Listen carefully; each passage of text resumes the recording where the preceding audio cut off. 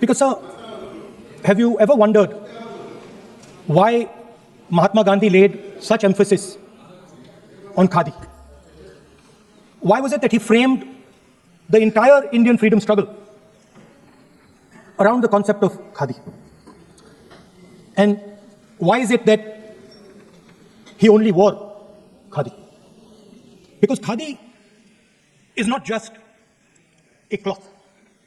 Khadi is the expression of the people of India. It is the imagination, it is the sentiment, it is the productive force of the people of Aaj Pehnao Khadi. It is the expression of the people of India.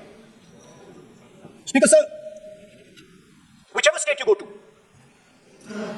you will find different fabrics. There's the Himachali cap, Assamese gamcha, Banarsi sari, Kanchipuram sari, Naga jacket, and you will find that all these fabrics represent the people. When the people of Assam give you the gamcha, they're not just giving you a piece of cloth. They're giving an expression. They're giving you a piece of their history, their tradition, their future, their imagination. It's the same when the Nagas wear that jacket. When they come and see us, they make us wear the jacket because they want us to be embraced by the fabric. But Speaker sir, these fabrics are beautiful. But if you look slightly deeper and you look closely at the fabric, you will find that each one of them has thousands of little threads embracing each other. A Kanchipuram sari might have a golden thread, but the golden thread means nothing without the green thread or the yellow thread near it. The other thing to notice about the sari or any other fabric is that all the threads are equal. No one thread is superior to another thread. They all come together. The threads cannot protect you. The threads cannot keep you warm. But when they come together as a fabric, they can keep you warm, they can protect you, they can express what you have in the heart. Speaker sir, in the same way, our nation is also a fabric. It's a fabric made up of 1.4 billion people, and the fabric is woven together by the vote. Let me repeat it. It is a fabric of 1.5 billion people, and it is woven together by the vote. Everything that we see, in fact, this house where I'm standing today, the Lok Sabha, Rajya Sabha, Vidhan Sabhas across the country, Panchayats across the country, none of them would exist if the vote did not exist. We talk with great pride about HAL, BHEL, ONGC, Tejas, Chandrayaan. We have a list of things we say. Not one of those would exist without the vote. Speaker sir, it is the idea that every thread, every person in the Union of India is equal that disturbs my friends in the RSS. They're happy to see the fabric, but they cannot stand the idea that every single person in the fabric of our country, regardless of what religion they come from, regardless of what community they come from, regardless of what language they speak, should be equal. Because they fundamentally do not believe in equality. They believe in a hierarchy, and they believe that they should be on top of that hierarchy. Speaker sir, on the 30th of January, 1948, 3 bullets pierced the chest of Mahatma Gandhi. Nathuram Godse assassinated the father of our nation. Today, our friends do not embrace him. Today, our friends have pushed him away. It's an uncomfortable truth. But that's not where the project ended. You see, as I said, everything has emerged from the vote. All the institutions have emerged from the vote. यहाँ पर इन लोगों ने डराना, धमकाना, धक्का मुक्की, ऐसा कोई इन्होंने किसी तरह की कोई बदतमीजी नहीं है जो एक भी दिन इन्होंने संसद भवन चलने नहीं दिया। हम जनता के प्रतिनिधि हैं, हम यहाँ पर उनकी आवाज लेकर आते हैं, हम कुछ सीखने आते हैं, हम नए सांसद हैं।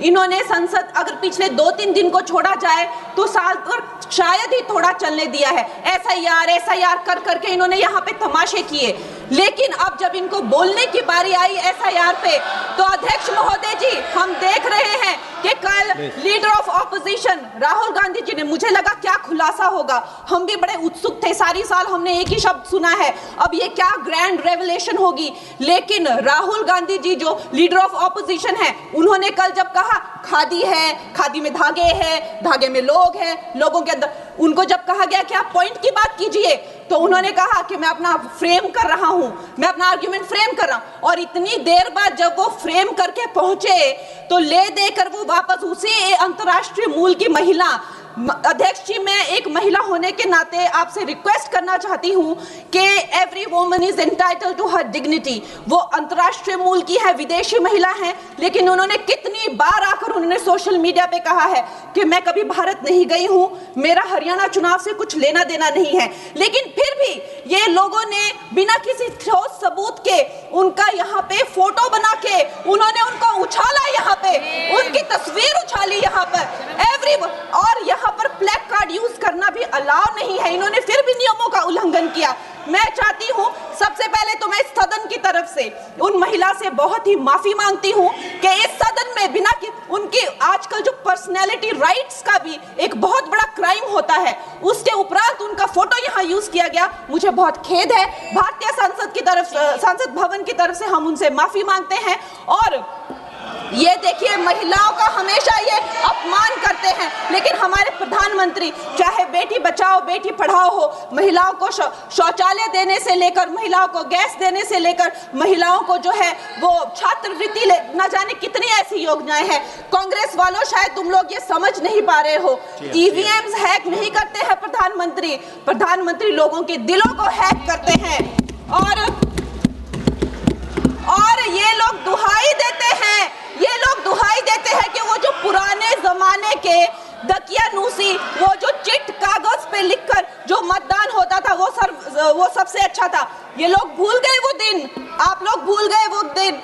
इंदिरा गांधी वर्सेस राज नारायण का केस, उसको जो है इतिहास में the case that shook the nation के नाम से जाना जाता है। उस पर मैंने एक फिल्म भी बनाई हुई है।